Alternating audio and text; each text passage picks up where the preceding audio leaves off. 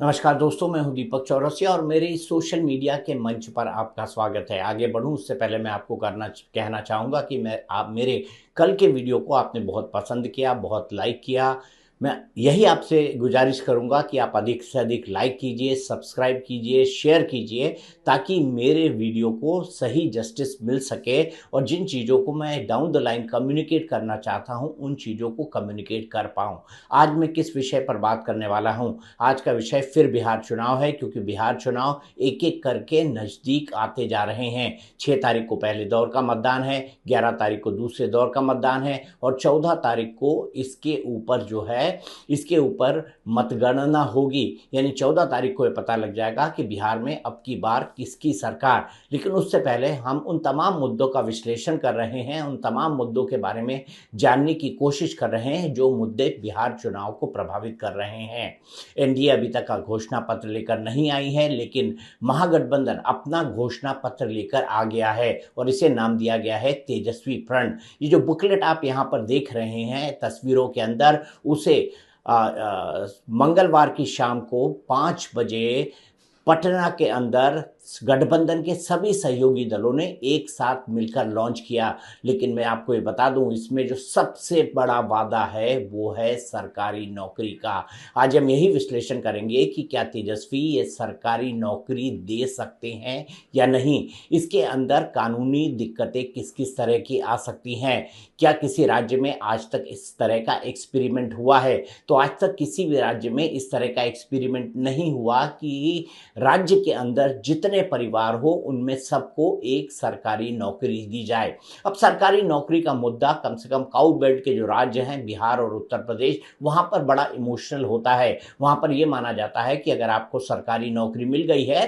तो ये लाइफ की फुल गारंटी है। प्राइवेट नौकरी के अंदर उठा पटक, खींचतान, ये सब चलता ही रहता है और प्राइवेट नौकरी में इस बात की गारंटी नहीं रहती कि आप लगातार उसी संस्थान के अंदर काम करते रहेंगे। लेकिन सरकारी नौकरी में इस बात की गारंटी होती है और इसीलिए इसे पक्की नौकरी कहा जाता है। पक्की नौकरी भारत में एक बहुत बड़ा इमोशनल एस्पेक्ट है। आप देखते होंगे लाखों करोड़ों विद्यार्थी सरकारी नौकरी पाने के लिए दिन रात कंपटीशन की एग्जाम्स की तैयारियों के अंदर लगे रहते हैं और दिन रात अपना मेहनत और पसीना दोनों बहाते हैं। ये भी एक हकीकत है। ऐसी सरकारी नौकरियों को पाने के लिए कितनी जद्दोजहद होती है आप सब जानते हैं। इसीलिए एक अदद सरकारी नौकरी ये सबका सपना होती है। लेकिन जैसे जैसे लिबरलाइजेशन आया, जैसे जैसे आर्थिक उदारीकरण आया, उसके बाद सरकारी नौकरियां कम होती रहीं और इन कम होती हुई सरकारी नौकरियों के चलते सरकारी नौकरियों के ऑप्शन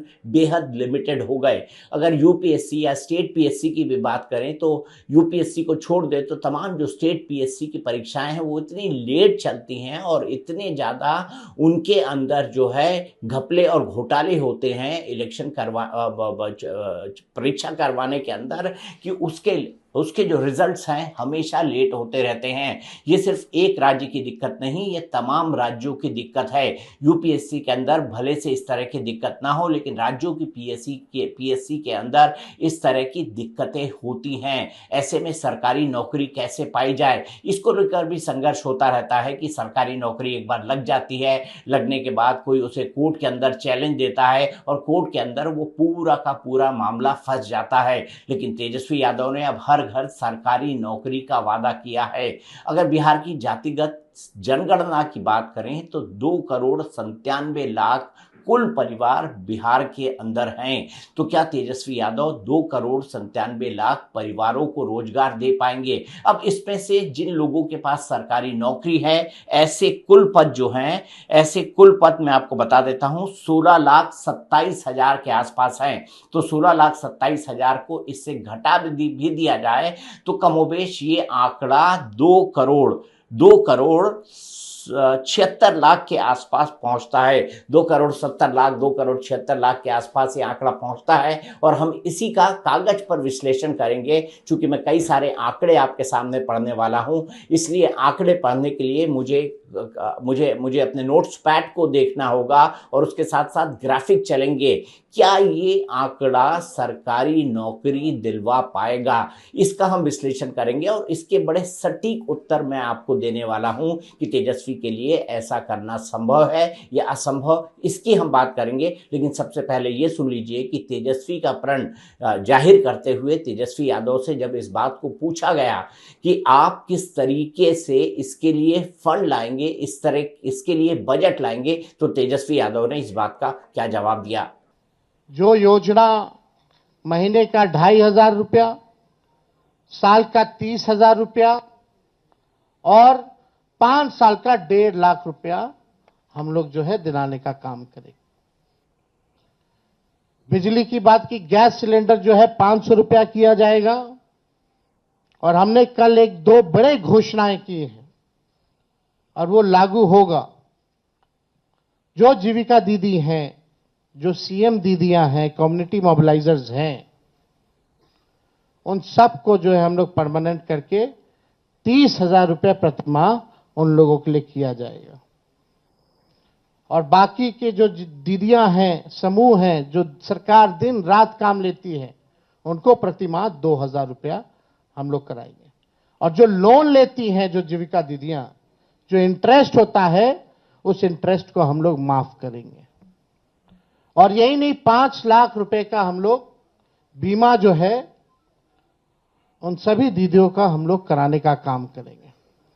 जो संविदा कर्मी हैं, बिना संविदा कर्मी के बिहार सरकार नहीं चल सकता, चाहे विभिन्न मंत्रालय में हो, जिलाओं में हो, बेल्ट्रॉन जैसी संस्थाओं में हो, जो भी हो, सभी लोगों को जो है हम लोग जो है परमानेंट करने का काम करेंगे।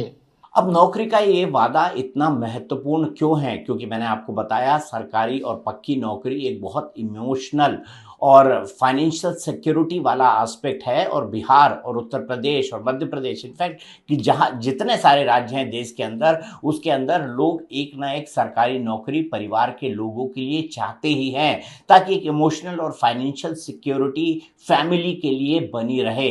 इसके अंदर सबसे खास और महत्वपूर्ण बात ये भी है कि इस नौकरी को देने से पहले तेजस्वी यादव इस मामले को आजमा चुके हैं कि सरकारी नौकरी देने से खटाखट वोट मिलते हैं।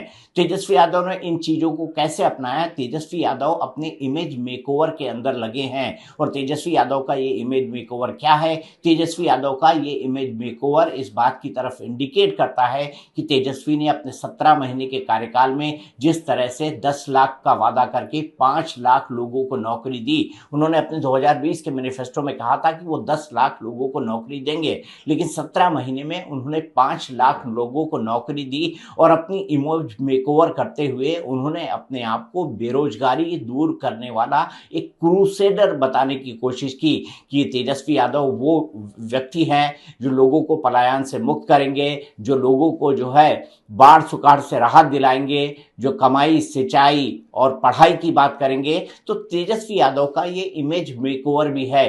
तेजस्वी यादव पर यह आरोप भी लगता है कि वो नवी फेल हैं, और ऐसे में नवी फेल व्यक्ति क्या कर सकता है, क्या नहीं कर सकता, इसलिए उनकी कैपेबिलिटीज पर भी संदेह उठता है। इसीलिए इस इमेज मेकओवर के अंदर तेजस्वी यादव ने नौकरी देने की बात कही और 5 लाख लोगों को नियुक्ति पत्र बांटकर उन्होंने ये साफ जताने की कोशिश की कि वो जो वादा करते हैं, कहते हैं, वो करते हैं। इसीलिए तेजस्वी को ये लगा कि जब उनके सभी दांव को आजमा लिया गया नीतीश कुमार की तरफ से, जैसे उन्होंने लोगों को क्या कहा, उन्होंने लोगों को कहा कि फ्री बिजली देंगे, तो 125 या 175 यूनिट फ्री बिजली जो है वो अब मिल रही है, जिसको तेजस्वी यादव 125 यूनिट मिल रही है, जिसको तेजस्वी यादव बढ़ाकर 200 यूनिट करना चाहते हैं।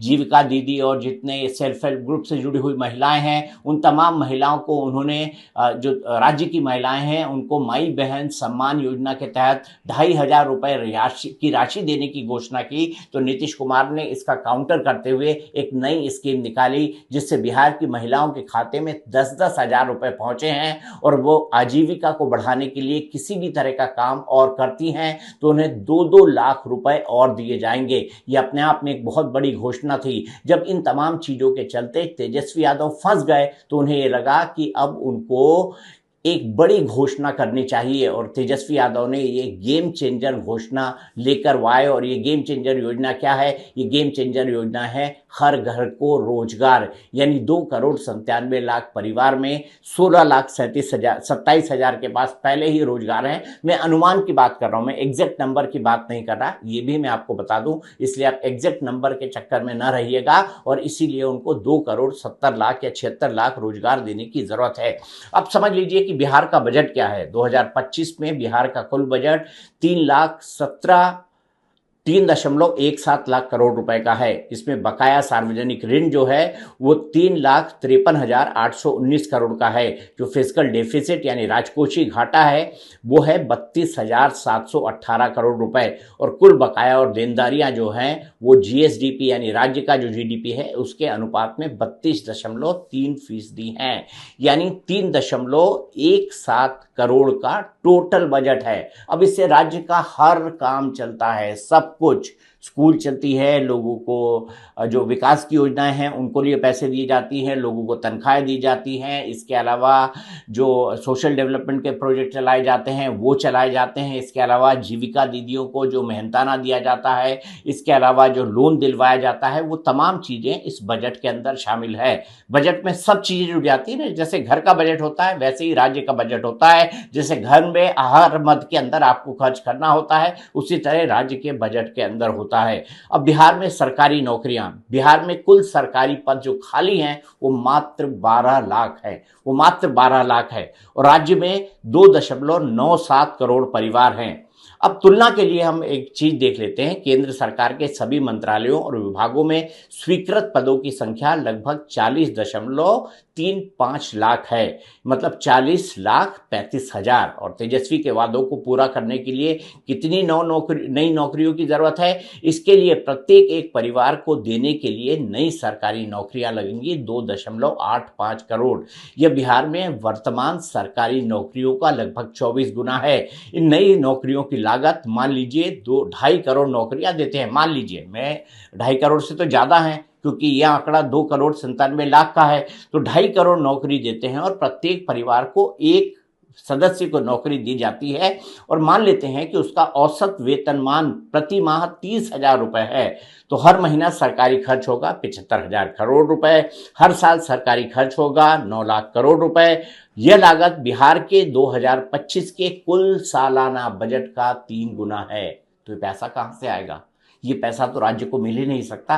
तेजस्वी यादव भले ही दावा कर रहे हो कि वो इस पैसे का इंतजाम कर लेंगे, लेकिन इसको रोल आउट करना लगभग असंभव काम है। इसके अलावा जब वो इसकी अधिसूचना जारी करेंगे तो इस अधिसूचना के खिलाफ कई सारी PILs भी लगेंगी, कई सारी जो है योजनाएं जो है वो जिसको वो लागू करने की कोशिश करेंगे, उसके खिलाफ लोग कोर्ट के अंदर भी जाएंगे, पब्लिक इंटरेस्ट लिटिगेशन भी लगाएंगे। इसके अलावा जो सरकारी महकमे हैं वो भी इसमें रुकावट बनेंगे, क्योंकि फाइनेंस मिनिस्ट्री कहेगी कि हमारे पास ये काम करने के लिए तो पैसा ही नहीं है। अब अभी की वास्तविकता क्या है? 26 जनवरी 2025 को अपने भाषण में बिहार के राज्यपाल आरिफ मोहम्मद खान ने कहा था कि राज्य इस साल के अंत तक 12 लाख सरकारी नौकरियां प्रदान करेगा और युवाओं के लिए 34 लाख रोजगार के अवसर पैदा करेगा। कितने?